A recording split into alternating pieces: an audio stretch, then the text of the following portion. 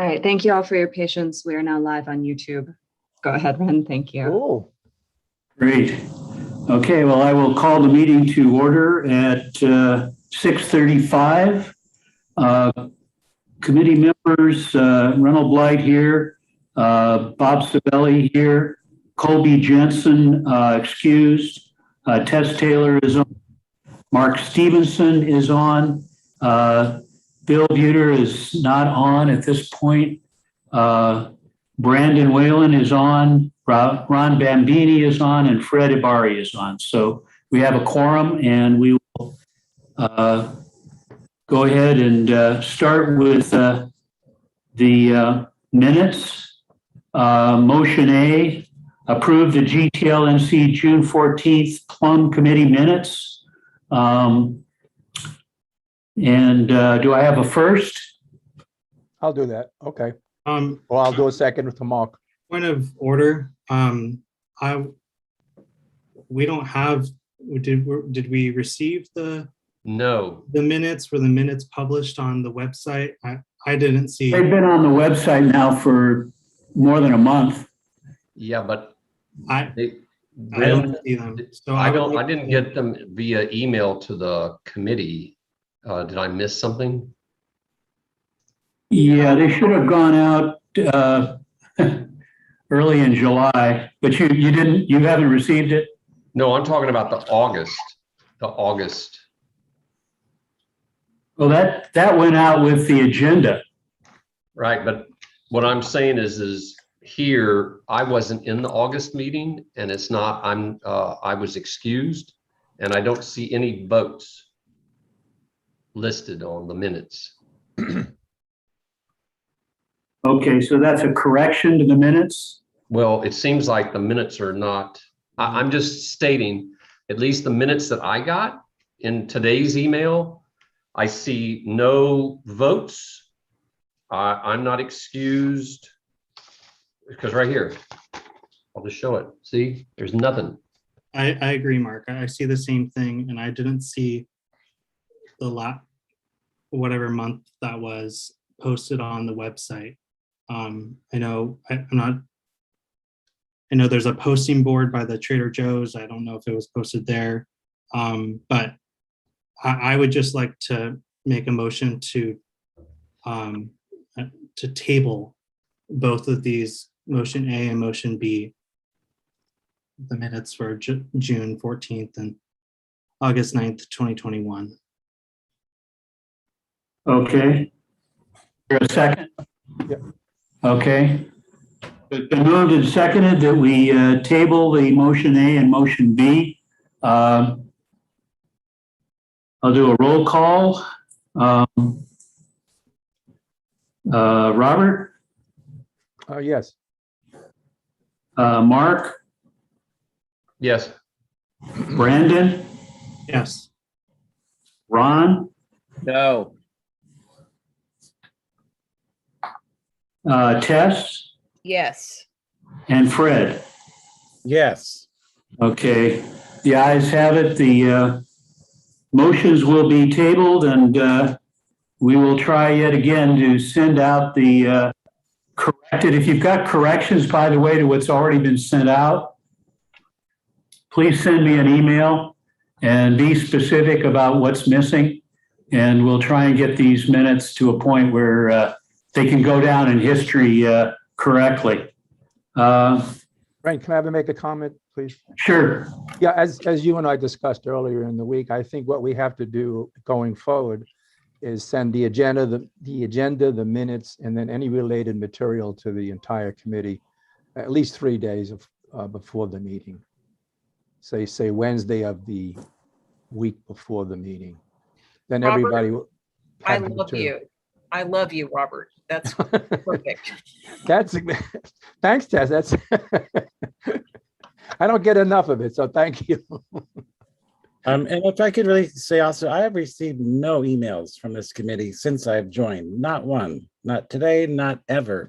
So I don't know, I've sent a couple emails to Ren, to you. I've never heard a response. I don't know if there's something wrong with the email or what, but Do you have your Freddie Bari at GTLNC.com? Is I that? do. It's pronounced Iberry, and yes, I Iberry. have good emails from everyone else, but nothing from this committee and nothing from you. I don't know if you got my emails, but I'm in the dark here. Okay. And Ren, not to pile on you too massively, but I'm not getting any responses from you either. Can we make sure you're getting emails? Okay. Again, do you send it to Ren Blight at GTLNC? Yes, just as I always have. Okay. Or what you haven't gotten responses to. At this point, can I ask for someone to step up and be secretary to the committee? Going forward or just tonight? Going forward, yeah, I think there's a, I mean, I can read the tea leaves. Nobody's happy with my operation as the secretary to this committee, so. Ren, I will volunteer if you'll have me. Okay, well, let's talk after the meeting then, and we can have you take over the secretarial role. Okay, well, and I Yeah. appreciate that because one of my comments was, to ask again for the city planning case file numbers and the LA City Council file numbers and all of the documentation in advance. So if that role is now going to be assigned to me and or if I will be working with you on that, then I think that will satisfy, or at least will try to satisfy that request for documentation so that committee members can review and deliberate and, have a look at things before the meetings as well as members of the public. So that would be great. And by the way, one of my emails to you, Ren, on September 8th was my offer to you to help organize and draft meeting agendas and minutes. So good. And that's my comment. We'll talk later. Okay, good. Let's move on to. I would like to interject here. I would like to actually formalize that, the volunteer role and just elect a vice chair and agendize that for the next meeting. I don't know if that is within our bylaws. I'm not a board member, so I'm not a prize to everything, but I would like more collaboration about that. There's things that we could be, yeah, I think a more collaborative approach, and in terms of a vice chair, I think would be interesting. Brandon, I think that's a great idea, but and I don't know offhand if it's in the bylaws to have a vice chair, although we can bring one in, but can you explain what you mean? And by the way, I'm all for the collaboration. Do you want to work with me on the agendas and the minutes? I mean, I'm all for it, totally. How about I draft a motion and I have it a motion to create a vice chair and what those duties would be, and we would deliberate at the next meeting. Okay. So Brandon, I like the idea. This is Mark. I think though the vice chair has to be a member on the board of directors for the Toluca Lake Neighborhood Council. So whoever that is, they have to be there. The other comment, Ren, that I'm trying to figure out is in these motions that we originally had right down here, it said full text of the minutes can be found at GTLNC.org. I can't find it now on the website anywhere. So if somebody can help me, but I just wanted to let you know that I didn't see it there. So just another thing for us to. Yeah, I have the same problem. I can't find it either. And whoever is managing the website, we have to fix that. Doing a terrible job. Yeah, that's a something in motion as well. I mean, I think Colby's and the secretaries are trying to figure out how to get things onto the website in an efficient and timely way, and that obviously not working out. So Right. Well, I guess my point here too is we shouldn't state, unless it's fact, that the full text of the minutes can be found anywhere until it's factual, right? We don't want to send out misinformation. And again, this is not a pile on, Ren. You're doing the best job you can, and we appreciate you, brother. But these are just little, it's little fine tuning stuff. That's Yeah, it. no, I think with someone helping me doing the fine tuning and all the detail here, it frankly will free me up to do, real city planning issue kind of things, which, is where I'm, where I like to spend my time. So I do want to clarify for everyone that the minutes are on the website under meeting documents, because until they are officially approved, they're not the final minutes, they're draft minutes. So they're under meeting documents. It's a zip file that you have to download, and it contains multiple files. well, maybe what we need here is just better information about how to find it on the GTLNC website. Yeah, because Catherine, If the draft minutes are going on the website, then maybe there's a special way to find that. I don't know. yeah, there is nothing clearly stated on the website where to find these at all. No meeting documents, period. Okay. And by the way, Mark, the Outreach and Elections Committee that I am a committee member of has gone through and submitted corrections and bugs suggestions for the website. So you should get those in. I mean, you can get them to me or to Catherine, but I have the same problem with it. So, but anything else, please let us know, because we're working on that now. Okay, I just found the minutes. Thank you very much, Catherine, for explaining that. And they are there. They're just not labeled what they are. And perhaps Mark is right. We should use another terminology to tell or to look for it. But they are there. You're right. Okay, well. It is not intuitive. Our website is not intuitive. I'm not pretending No. that any of what I just said makes sense. it's not, That's Catherine. just the No. answer. Okay, so we'll have a motion next meeting about electing a vice chair. And Tess, are you going to draft that motion or Ron? Brandon? Brandon, why don't you draft it and send it to me? And then I'll throw it into something and get it over to Ren. Can you do that, Brandon? What is the protocol for, so committee members, even though because I'm not an elected board member, I can never submit a motion? Catherine, do you? Draft in any event. So it would come ultimately from me at the next meeting. So in terms of just helping to write up the draft so we can, Sure, that's fine. I'm just for overall clarification, like as an elected member. To clarify, you are a member of this committee, so you have as much standing as any other member of the committee, aside from the chair who has slightly more. But the only rules that we have are tradition as far as chairs can only be board members. We don't currently define vice chair anywhere in our bylaws or anything about whether or not a vice chair could be a non-board member committee member. And as far as drafting motions for an agenda, the chair sets the agenda, but there's no reason why a chair couldn't accept a motion submitted by any committee member, regardless of them being on the board. good. Thank you. Thank you. Okay, any committee member news or announcements? Just excuse me, Bren, can you hear me? Yeah.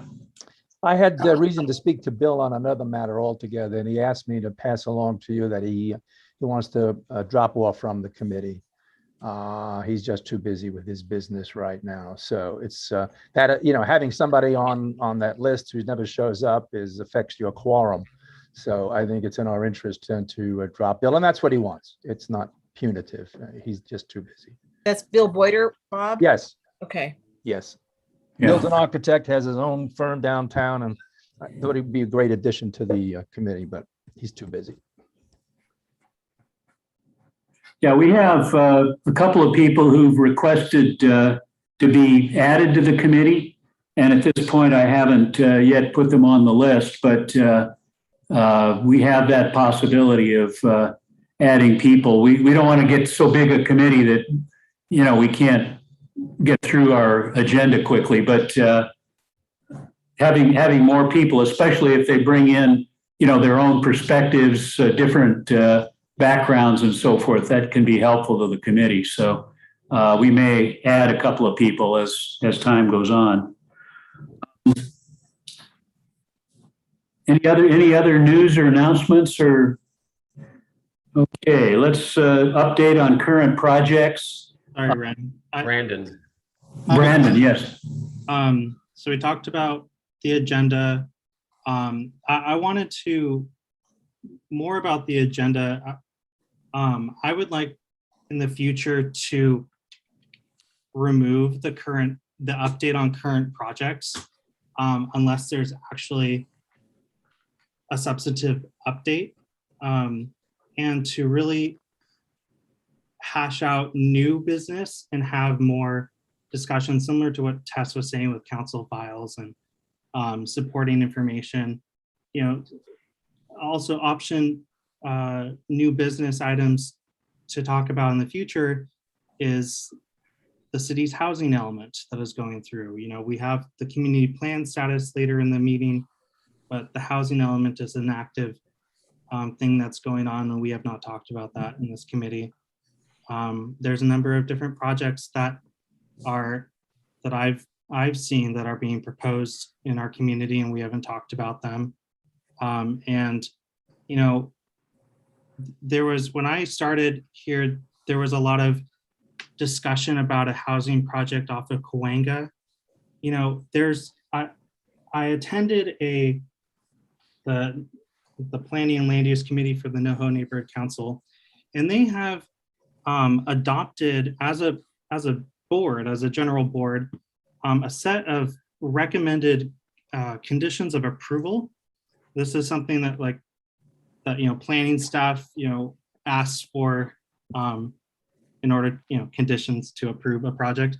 But they're recommendations that the community finds of value and to help an applicant through a process to, you know, that this process is if we ever have a future project come up and an applicant talk to us, you know, we could have a more structured dialogue. So I have a copy of their recommended conditions of approval. Of course, these things are not binding, but the applicant could adopt them, and I can certainly send that to the committee just to see, not for discussion, but you know, if we want to discuss that at a later meeting, just another idea.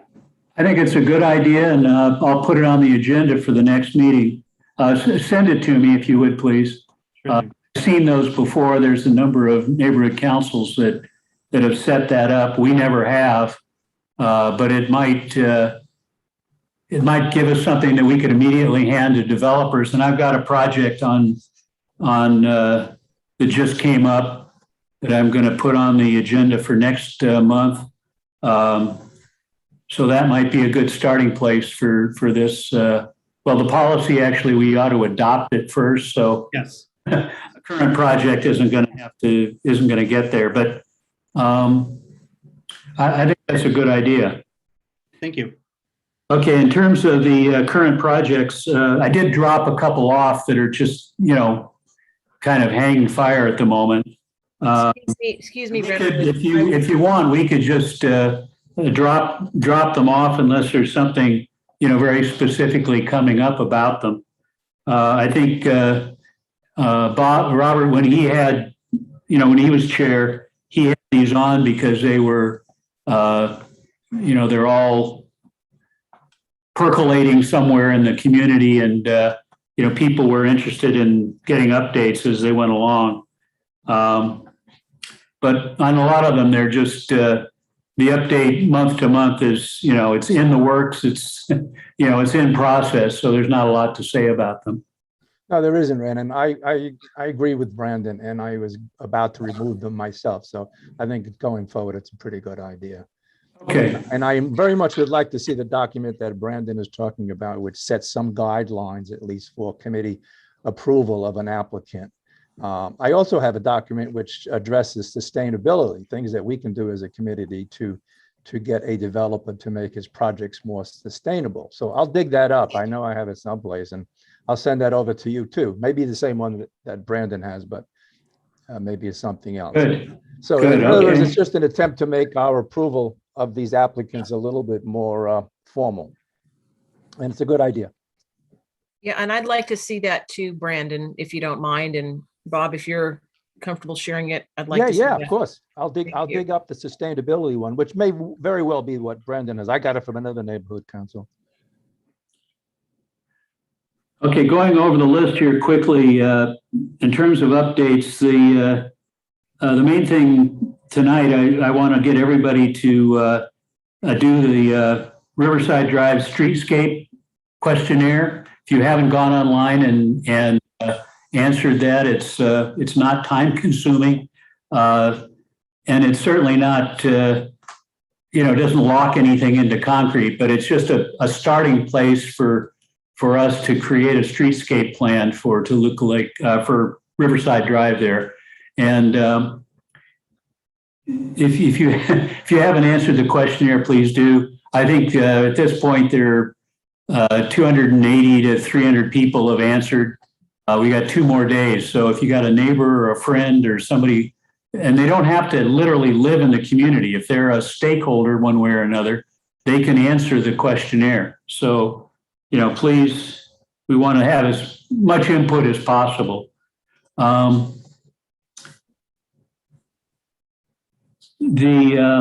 I ask a question about Moving that? forward, sure. Does the survey still request quite a bit of personal information? Because the last time that I was looking at the Streetscape survey, it asked for, personal contact information, home address, like quite a bit. It does, yeah. And it doesn't really explain who's getting that or what they're doing with that information or how it's being kept private. I had the same concern. I did not, Okay. This board or this body is a government entity, in its way. But sending personal information to a nonprofit is and publicizing it just I think Tess mentioned in the past to the urgency that if we're promoting this, that sharing the data, but even that, having all that personal information is a concern for me. But. Yeah, I could see how people would be maybe uncomfortable with that. The other side of it is, though, once the results are released, there'll be a lot of questions about, well, who in the world actually responded to this? And who are you talking about when you say the community wants this or that? And so the promise should be in there somewhere. I certainly heard it at the beginning, that none of this data would be used, personally. It would all be used to summarize, who the respondents were, and not personally or individually, but, as a group. So many of them were homeowners, so many of them were renters, so many of them lived in the community, et cetera. Those kind of factors to determine whether we'd gotten a good sampling of the community or not. So that was the explanation of why I think they wanted addresses and all that. If it's, if people feel it's too intrusive, why then of course they shouldn't respond, and they'll have to wait until the results come out, and then they can, if they're not happy with the results, then they can respond at that point. And will we get the results of that as well, GTLNC, Ren?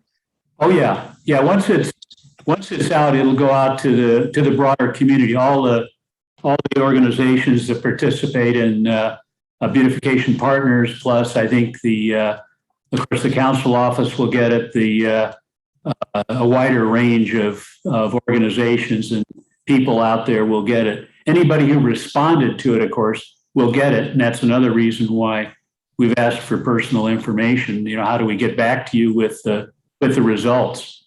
So everybody who responds to the questionnaire will get the summary of the results. So anyway, we'll we'll know what's happening after the deadline. I think it's the 15th now. So at some point after that, the consultants will tabulate the information and get back to us. Ideally, for the next board meeting or the next committee meeting. But we'll see. You know, sometimes the consultants take a while to summarize all these things. Okay, moving on. New business. The SB 9 and 10. Ren, before we go on to that, can I come back Sure. to the current projects? We Sure. had, there was a question on the angled parking at Foreman. The city lawyers were playing with the contracts. Do you have an update on what happened with that? Is it still in the city? Yeah, they're still sitting on it, and they again sent us a list of the same questions that had been answered 3 or 4 months ago. We sent back a response saying, here are the answers we sent you last time to these questions. Like what's up? What's the problem? And we haven't gotten a response back on that yet. Okay. I'm about ready, or I was about ready to walk over to City Hall and literally go into the city clerk's office and knock on this guy's office door. But of course, we just got notice that he's out indefinitely, which I don't know, that may be a clue about other things going on. But anyhow, I need to find his supervisor and go talk to them. But this has got to get off their desk. I mean, this is silly. So anyway, that's the status on that. Okay. So going on to new things, the SB 9 and 10, as I suspect you're all aware now, they passed in the state legislature. Our assemblyman didn't vote for it; he voted against it. Nevertheless, it went through, and I think now we have to watch carefully how this plays out. There's they claim that they watered it down at the end so it wouldn't be immediate and horrific. But we have to see how that works. For example, you have to own the property for 3 years before you can subdivide it. Those kind of requirements, which may slow this down, but it may not ultimately protect our single-family neighborhoods. So, we're gonna watch this and see how this gets translated into operating procedures and so forth. And of course, the city will have. The city's been against this from the start, primarily because they don't like the idea of Sacramento suddenly taking over urban planning from the city. Our city has a long history of urban planning. Well, not that long, actually, 1947. But anyway, it has a healthy history of urban planning, and it needs to. You need local control on these kind of things. There's a whole lot of factors that come into play, and just from the state level to try to impose this on us is problematic. And we'll get into further discussion about the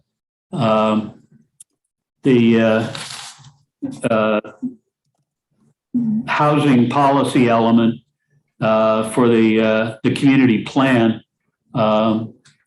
But I'll get to that in a minute. Let's get through the these other things. Are there any comments about SB 9 and 10?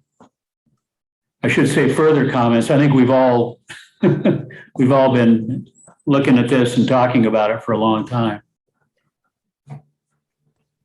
Well, it's a seismic change, and it remains to be seen how it plays out. But I was surprised at the voting. The voting was pretty much, very much in favor of both those bills. There was the vast majority voted for those two bills, and it's clear to me that the message is that the era of single-family zoning is gone, and that it won't happen tomorrow, maybe not within the next 10 years, but it's clearly single-family zoning is a relic of the last century, and going forward, it's not sustainable. Well, So this is major, really, really major, obviously, so it behooves us to. There's a house that was torn down. I'm on Ledge and Riverside, and just 2 houses down, a house was torn down, and it's remaining vacant, and I'm positive they're waiting to see what the outcome is on 9 and 10. Well, they'll build a duplex there instead of a single-family home.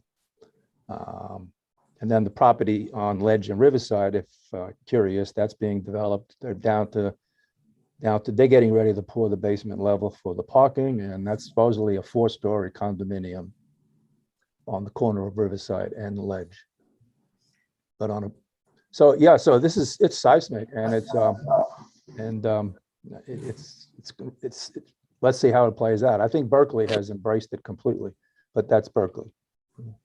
well, Bob, I think those are interesting comments, and you're certainly correct that the legislature voted heavily for this. But I would disagree with you. The public is very much opposed to this. They came late to the party, waking up late, unfortunately, on the massive implications, long and short term, of this legislation. Certainly, there's been a lot of debate about it, but I don't think the era of single family homes needs to be over. And there's still the interest in the governor vetoing it. And there's also an amendment being planned to restore local control to cities, which I can share with the committee next time. It's a very interesting development that's been taken up by an assembly member down in the South Bay. And I'll provide more details with that. And if Ren can include that on the agenda, that would be great. So it's worth knowing about. Yeah, and I agree with you, Tess, that it's not done yet really fully, and it remains to be seen how they modify it and how it gets codified with whether or not the governor might not even be there, but we'll have to see. But I was just commenting on where I see the wind blowing. That's all. I had 3 homes. I loved them. I wouldn't want to see single-family homes go away, but my sense is that that's what's happening. So I'm not in favor of it, my point, but that's where it's going. And it's not just California. There's 3 or 4 other states that are doing the exact same thing. And it really all started because, as Ren says, the local communities don't like things being forced down their throat. But the reason that Sacramento took charge was because the local communities are not doing anything. So yeah, interesting times. Let's see what happens. Any other comments on that? Well, I disagree that local communities aren't doing anything. I think local communities are slow to respond, and city planning is a complicated process. I'm still fairly new to this, and I'm still learning every day. And I'm extremely active and engaged, I would say. But people who don't want to see this kind of planning imposed upon them frequently don't know where to go. So I think it's all about educating folks about their options. And, I don't know that density is the answer. But I think we've discussed that quite a lot, and, we'll see how it shakes out. Exactly. So.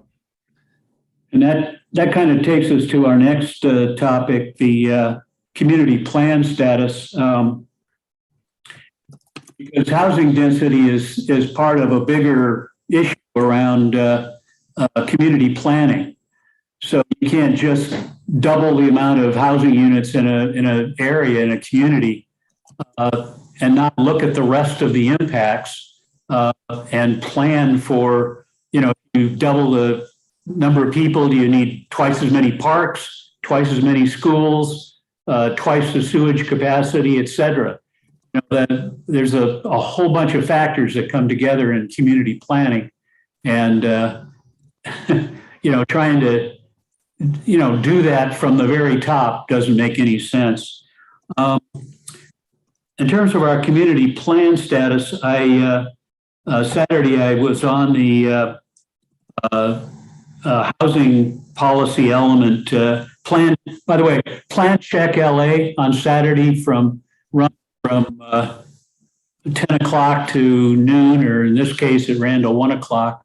And we had Matt Glesson, who is with city planning. He's in charge of the housing policy element. And he went through the whole process of how they're creating the 2021 to 2029 housing element. And of course, the state has put a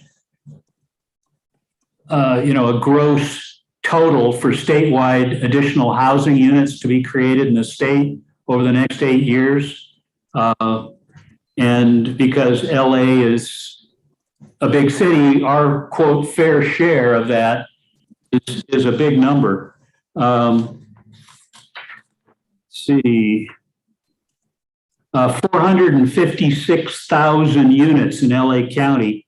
And that's, so about a third of all the additional housing that's supposed to be added to the state over the next 8 years is supposed to come into LA County. And LA City share of that is like half of the total. So the housing people, the planning people are now trying to figure out how to where do you put all these additional units? And unfortunately, those of us who have community plans in process are likely to get stuck with maybe more than our share of this. So we've got to really be paying attention to our community plan and make sure they don't stick us with a lot of housing development in parts of our community that aren't appropriate for us. We're lucky in some senses. We've got some parts of our community that really could make room for additional units, but it's going to require other investment in the community to make it livable. So that's part of our problem too. How do we improve or make at least keep what we've got in our community?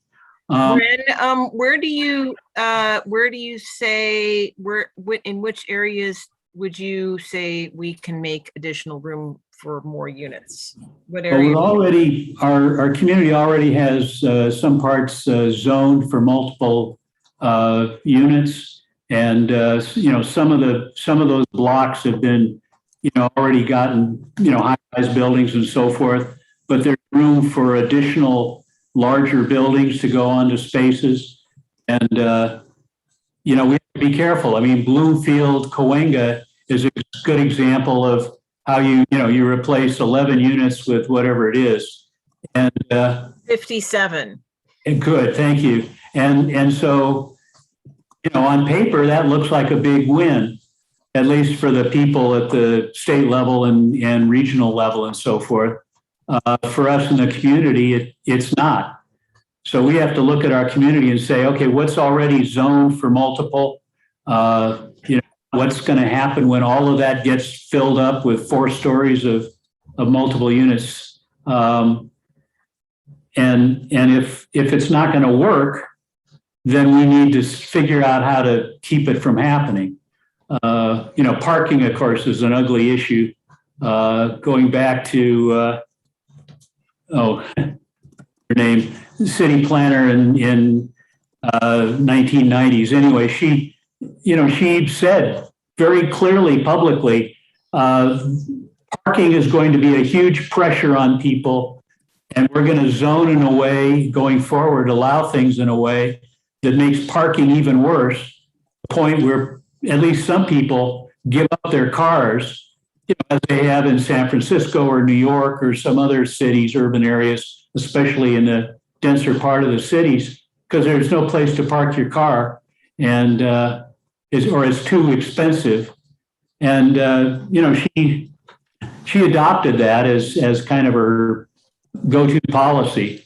There have been city planners since who've backed off from that, but I think our whole community plan, if we're not careful, is going to ignore parking as an issue, and just assume that somehow these buildings will have adequate parking, and they don't.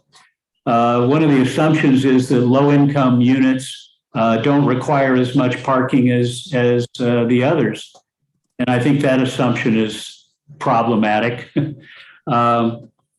Et cetera. Anyway, I won't go over this too much, but we really need to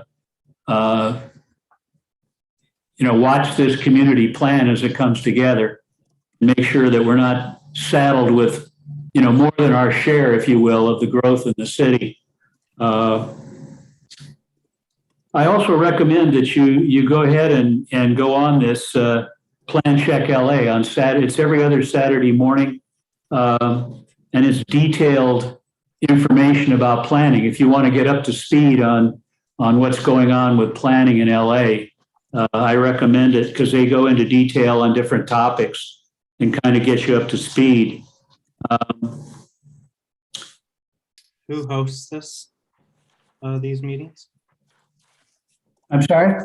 What LA City Planning hosts these meetings, or? No, this is a neighborhood council, kind of an ad hoc group. It's Plan Check LA. When I get the next email about the next meeting, I will forward it out to the committee. Let me make a note.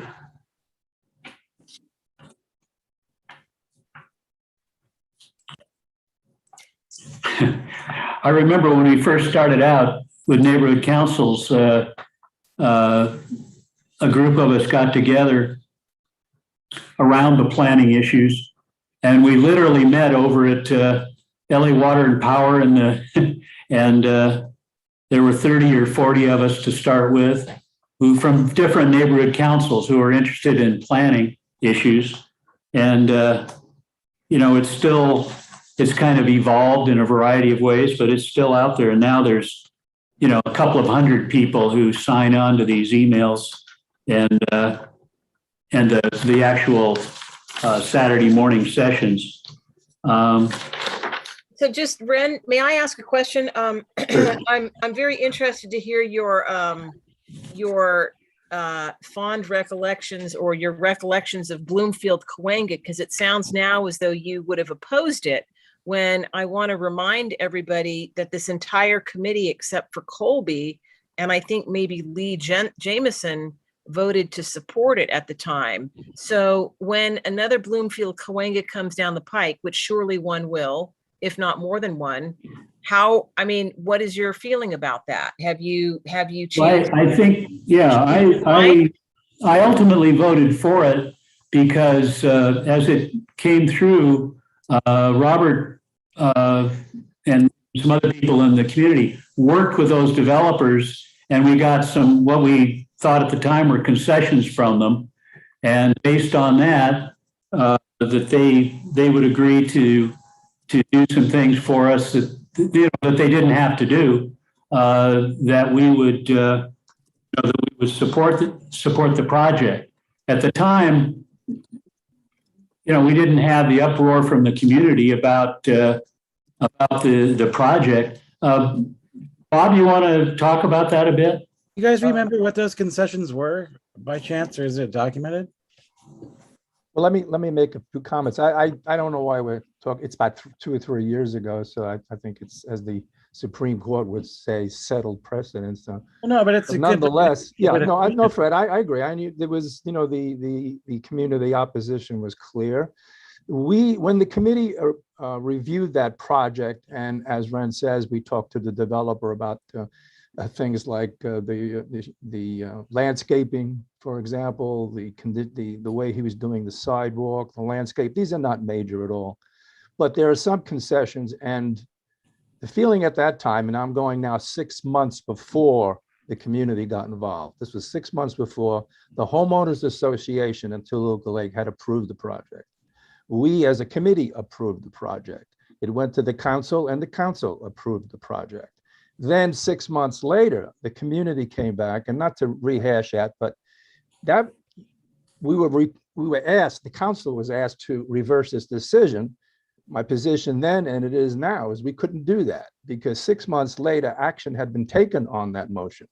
And once action is taken, we cannot rescind it. The homeowners association changed their mind, but they're not an official government body. So they have the option of doing that. The flower club or the beautification partners, they have every right to change their mind. But as a council, we couldn't. As far as the project was concerned, I was in favor of that project, and I'm still in favor of the project. The developer had asked for a state entitlement, which was the density bonus. And in return for that density bonus, we got 6 low-income apartments subsidized by the developer for 30 years. I estimated that it was going to cost him $3 million to do that. And I felt that was a worthwhile get for the extra 11 feet. Reasonable people can disagree, but that's where I felt. But it's important to note that everybody was for this until they weren't, and then it was too late. The City Planning Commission, and then, of course, the community appealed to David Rue's office and Emma Howard. Emma Howard was brilliant at the commission of the city planning meeting. And for a moment, I thought they were going to kill it, despite the fact that it was a state law. And then they got the developer to even sweeten up the pot in the form of 3-4 additional rent control units at today's price, not market price, at what they were paying currently, rather than the market price. It was And then right the of re- return, Robert, right of Most return. people aren't Well, coming. right of return is part and parcel, and then the rest of the units were all going to be rent controlled at market value.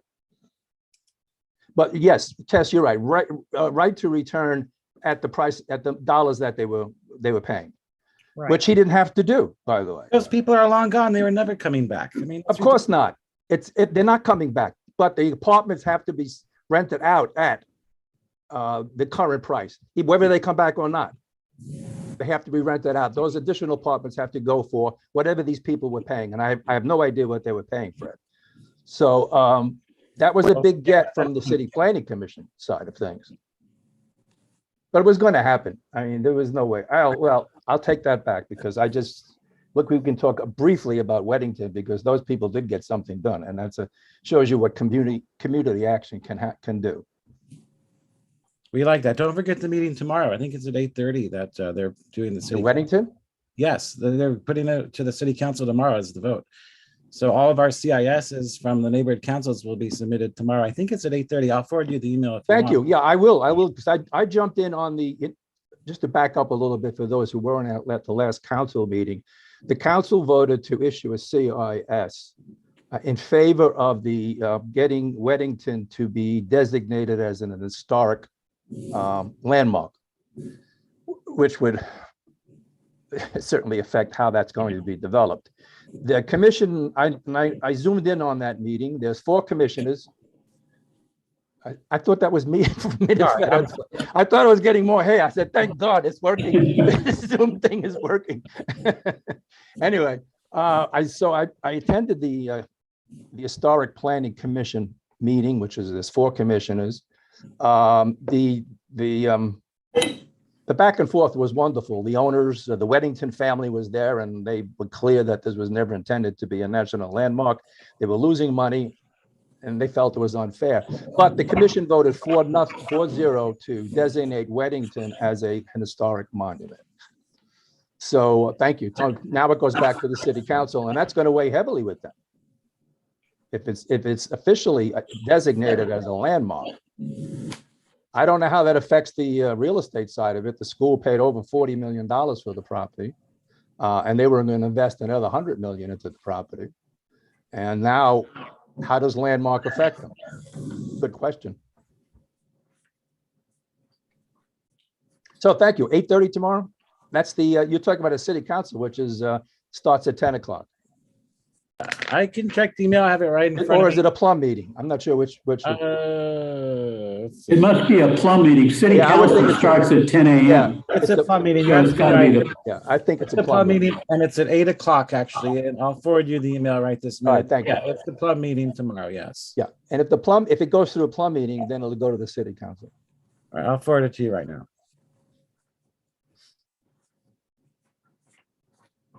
okay.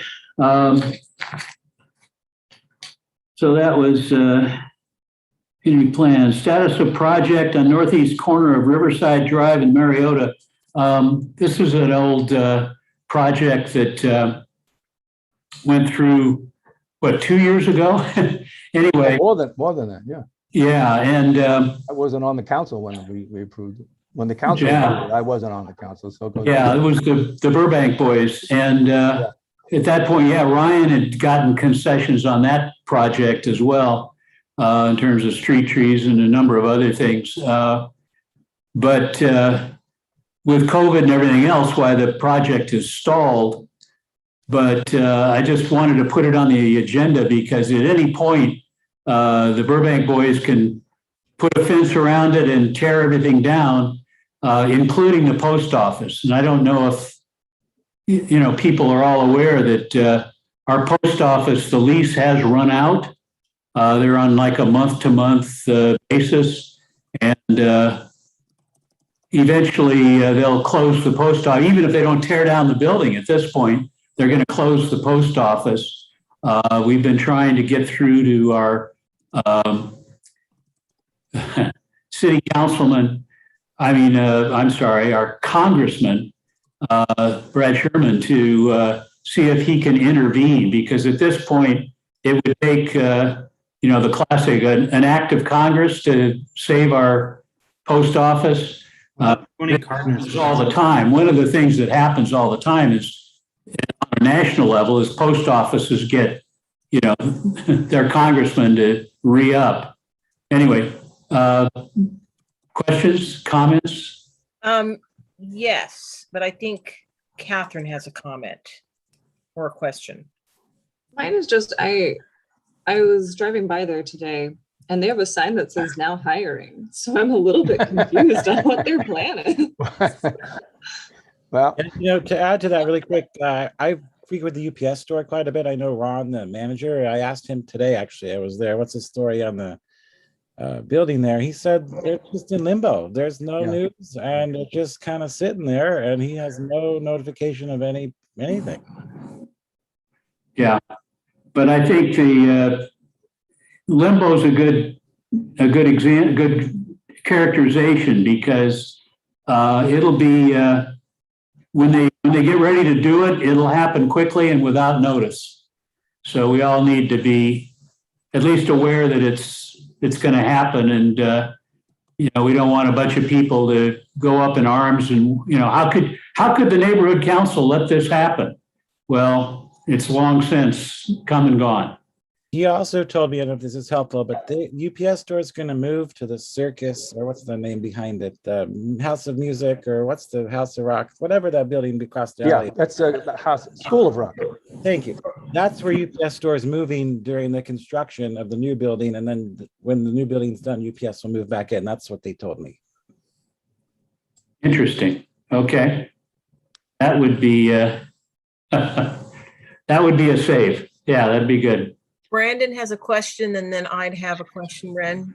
Okay. Thanks, Tess. So can I have backstory? I don't, this is an example where the agenda should have more details, because I don't know what we're talking about. I don't know what's proposed. I'm aware of the post office part. I Googled, mapped it, and are we looking at the address 10067 Riverside Drive? Just the, oops, Yeah, Brandon, I think rather than take up time here going back over the history, why don't we talk later? well, no, like, I'm sorry, I'm going to push back, because one, we need to have some information of just like, what is proposed? Is it just a conversion of is it demolition and construction of a new building? It's a 4-story building with commercial on the bottom and Mixed use. units above. Mixed use housing and resident and commercial? Yeah, there are someplace in the minutes going way back, there probably a description of the project and Sure, but like in order for the Brown Act, when we have items that, I'm sorry, I'm like, okay. like No, that project does not give the public nor me as a committee member information about what we're talking about tonight. Okay.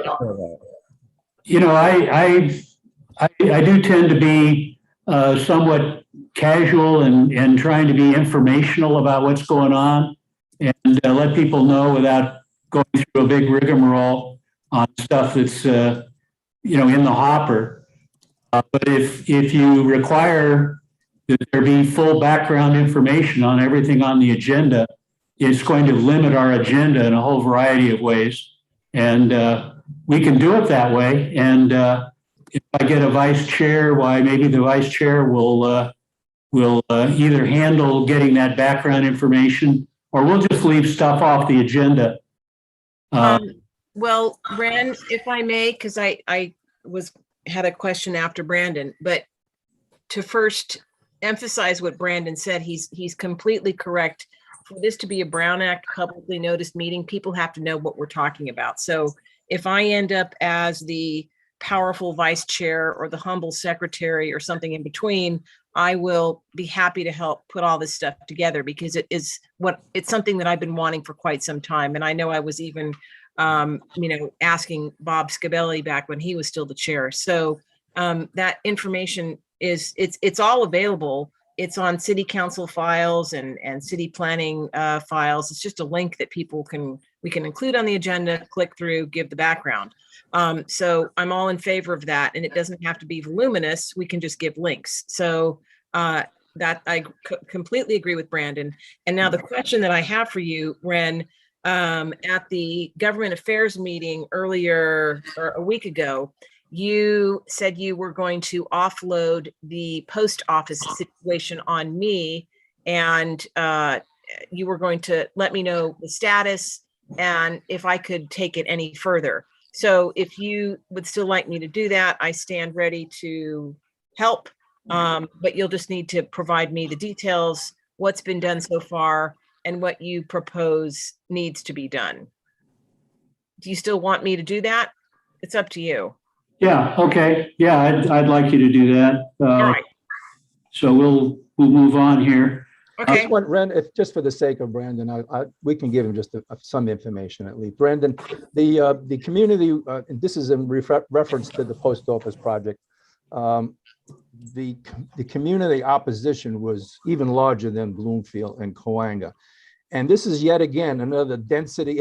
As Ren said, it's a 4-story mixed use, but it's also a density bonus based on the fact that it's at a crossroads of transportation. So I forget the Senate bill. EOC. Yeah, that's it. Thank you, Seth. And as a result of that, it's very dense structure with half the amount of parking that is normally allocated. Instead of 1 spot per bedroom, this is a half a spot per bedroom. So the community was in, uproar over the density, uproar over the traffic that it would create, the lack of parking, etc. And eventually it got passed by city planning, but then as Rent says, it's been in limbo ever since, as are many of the projects that we approved because of COVID. That's just briefly, but.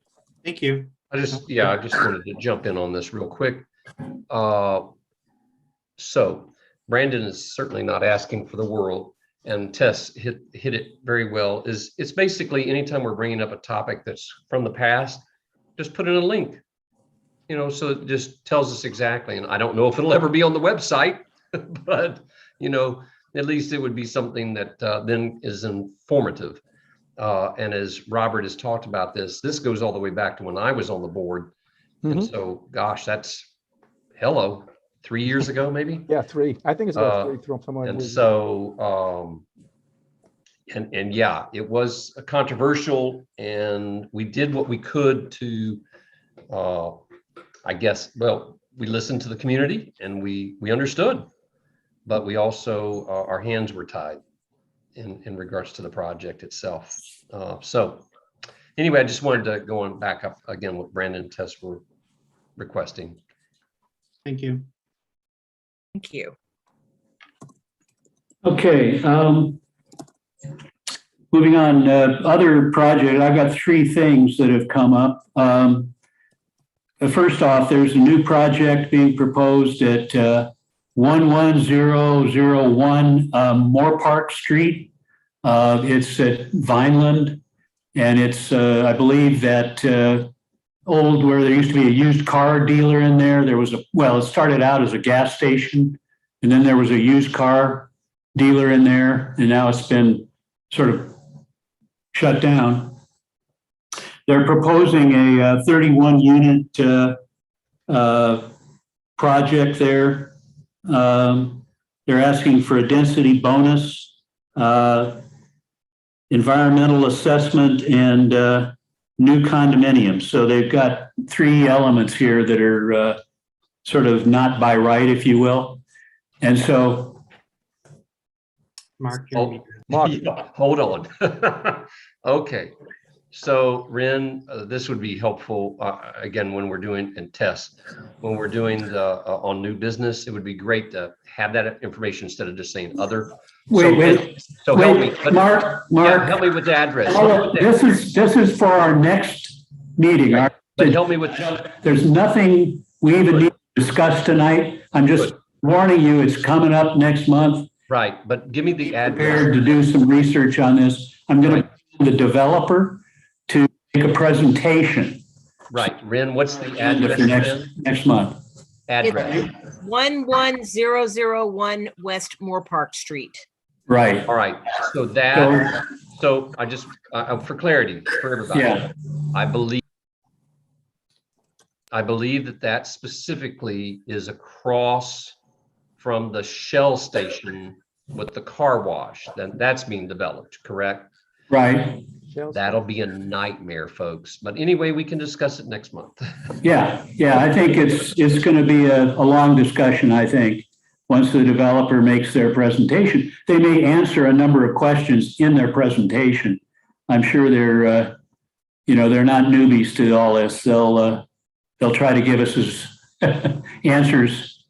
And Ren, I don't know how fast this will happen, but I get those early notifications for new projects as well. But before the developer makes his presentation, I want to make sure that there's plenty of notice to the community, and that whatever presentation he makes is available for people to review, not 3 days in advance, but maybe a bit more than that. That would be helpful. Oh, like right now, Push we know back. about it right now. What's that? Sorry, Fred? Brad. Be right now. So if we already know about it, we need to start spread the word now. If it's going to be next month, we got to put the word out. Well, but Yeah. hold on a second. Ren, if I understood you correctly, you want to discuss this next month. We're not having a developer presentation next month already, are we? No, we're going to have the developer in to make the presentation. I mean, unless you want to put it off, I can tell them two I would actually, instead of one. I would appreciate that personally, because I've got a very heavy month ahead of me. And this is something that I would want to look at carefully, because it's a big project. I just saw that come down the pike today. So I would respectfully, desperately request an extra month, please. Okay. How do the other members feel?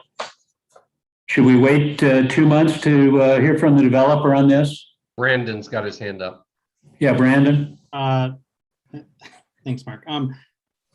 I was just going to push back on what Tess was saying about having the developer have the presentation available more time. It just, we're now, you want to, I'm a little lost. You want to push it back to November to talk about it?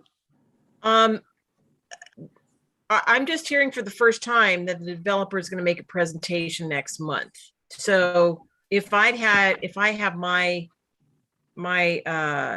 preference, I would strongly prefer to have the developer make his presentation in 2 months, if that's okay with the committee, which will give me enough time to go through. I mean, there's a lot of information in this early notification that we just got today. So that would be my request, please. One thing we've done in the past, by the way, is have a presentation.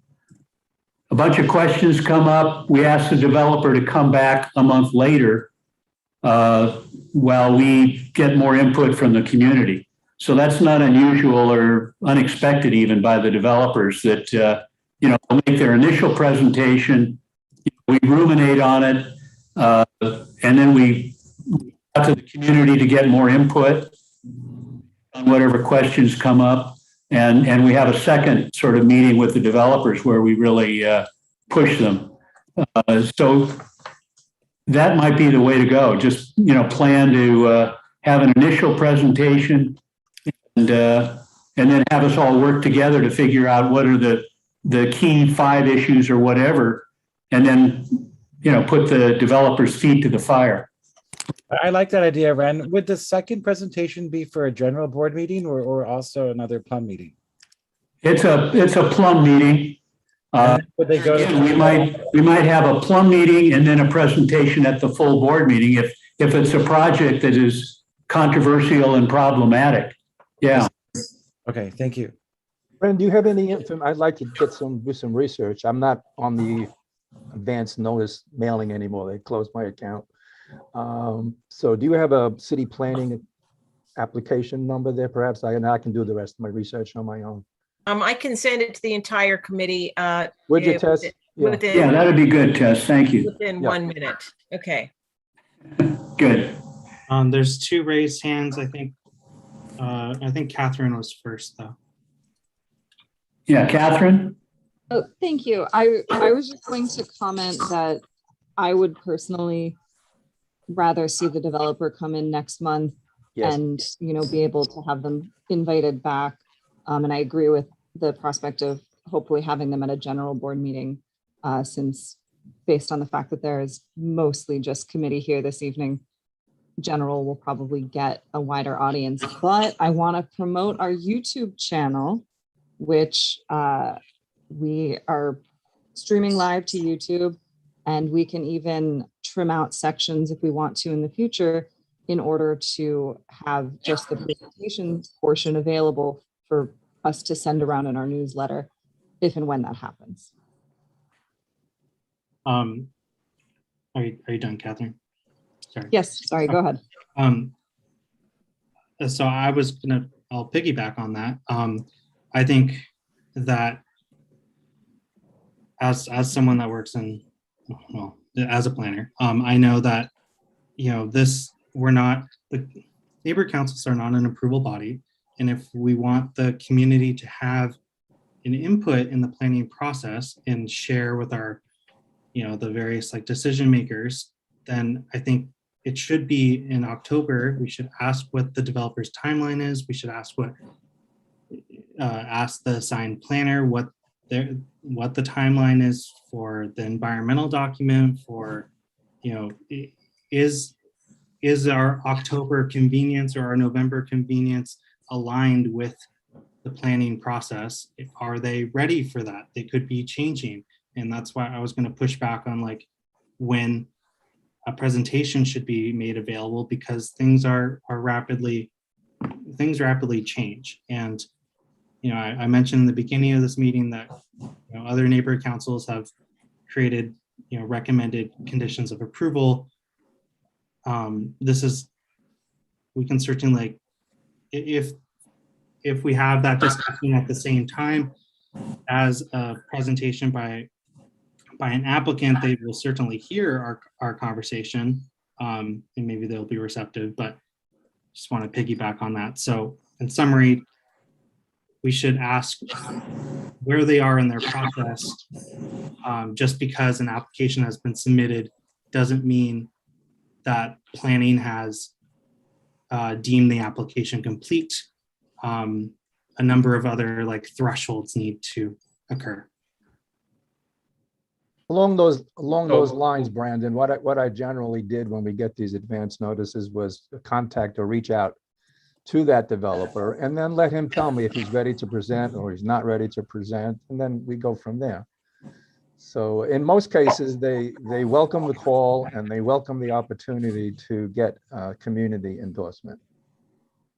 Perfect. So I want to, again, piggyback off of Brandon now. So I believe that it would be wise to do this in October. I would hate to miss Tess, but Tess will be in for a November discussion with us, right? The committee. And typically, we have a discussion, and in December, I doubt we're going to meet in December. I don't know that we do in December, right? And even when we go back and we say, hey, would you please come back? That could be January or February. And then as we know, those of us been on Plum, it can be months later before we ever hear back from the developer again. And so this could be just a long process, but I think it's wise to get it before so we can see what they're thinking. And so we can then start wrap our heads around it as soon as possible. Yeah, I agree. Well, you've beaten me down, guys, but listen, I won't be gone in October. I will just be more prepared a little bit later. So, let's, I think Brandon has a wise thought there. Let's check where they are in the process and go from there. And I'll just accommodate whatever comes down the pike. Okay, two more things quickly.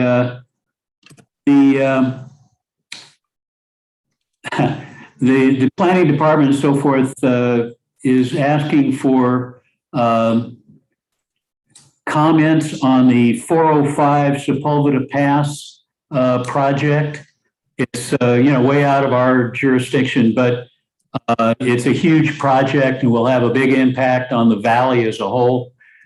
So if you're not familiar with that, you might want to take a look at the 405 Sepulveda Pass expansion proposals and see what's there.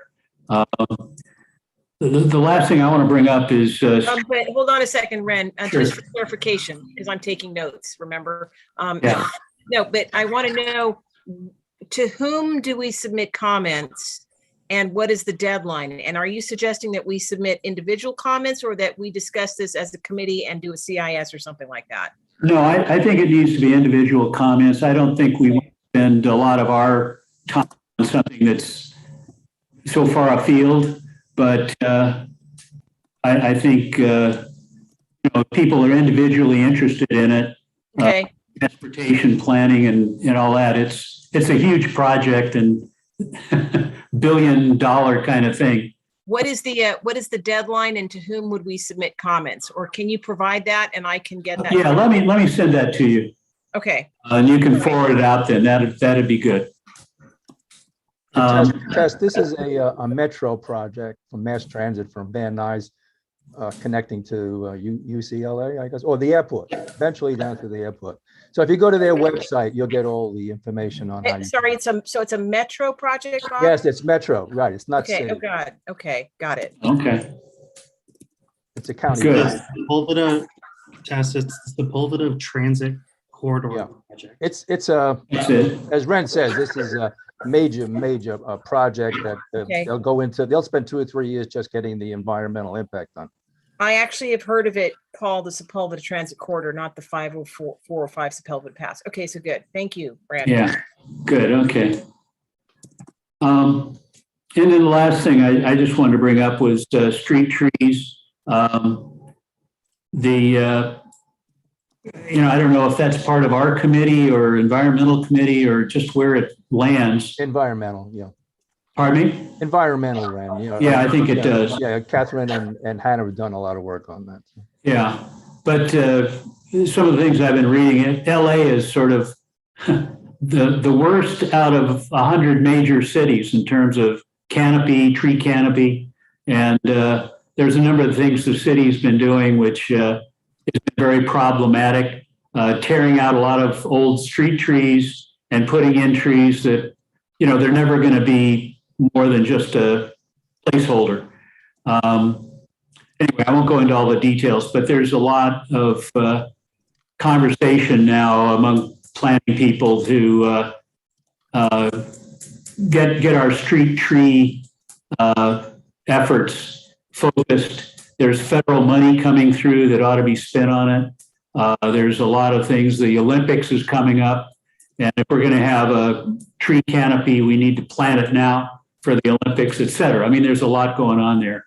But at some point, I'd like to get it more formally on our agenda and talk about it if there's support, or maybe I'll just go over to the environmental committee and work with them. But anyway, that's my stuff. Any other new business that people want to bring up? On a good news side, the North Hollywood has its third, tiny home project. So another, whatever it is, I think it's 70 or 80 houses that are built over at Satakoy and it's right off the 170, Satakoy, and I forget. But that's the third one, which is good. The city is moving ahead. There's 6 of them all together, 3 in North Hollywood. Hey, Yeah. Bob, really quick, Bob, I sent you an email earlier. I got bounced back. So do you think you could email me your email address? Yeah, or- just my first initial, last name @gmail. Excellent. Okay, thanks, Bob. You're welcome. And Ron, do you still have I'm the? going to very quickly recommend, reminder, this is on YouTube. So Oh. let's not give out personal email addresses. Sorry. Good Fast point. enough there. But Bob, you're going to start getting fan mail, Bob. Thank God. And Ron, do you still have a GTLNC email address? Because that's the only one I have for you. I don't have as far as I know, I don't have one of those. No, you Okay, don't, well, Ron. You were I'll- never on, you have to be on the board. Yeah, that's my understanding. You have to be a board member in order to Okay, get- well, I'll figure it out. I'm just sending out the Moore Park project numbers now to everybody. Okay. My comment is we didn't have public comment and there's 2 people, Oh. 2 attendees. Good catch. Okay, I'm sorry. Yeah, public comment. It should have come early. Good catch. Oh, yeah. Sorry. It's down at the very bottom of page 1 and I skipped it. I'm sorry. I apologize. So John, Jonathan's hand is up. Go ahead. I've unmuted you. Hi, thank you very much. I would like to mention, I heard you talking about giving a neighborhood council or your committee approval toward a proposed development, that in the event you do that, even with conditional terms to approve a development proposal, if you do that before the notice of public hearing is sent out, then you're doing so without those people within 1,000 feet of that redevelopment project being aware, and probably you're not going to have their input. Thank you. okay. Any other public comments? Catherine, do you see any of the other people? We've got, okay, thank you. Okay.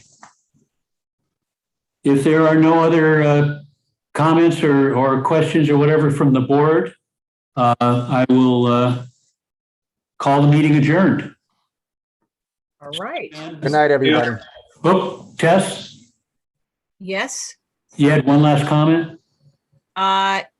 No, other than to wish everybody a pleasant evening, and you will have the project details in your inboxes momentarily as soon as I find Ron Babini's details. All right. Same to you. Yes, have a great And- night, Thank you. everybody. Ren, are you going to call or email me? Yes, I'll call Okay. you. You want it tonight or tomorrow morning? Tomorrow, this week is fine.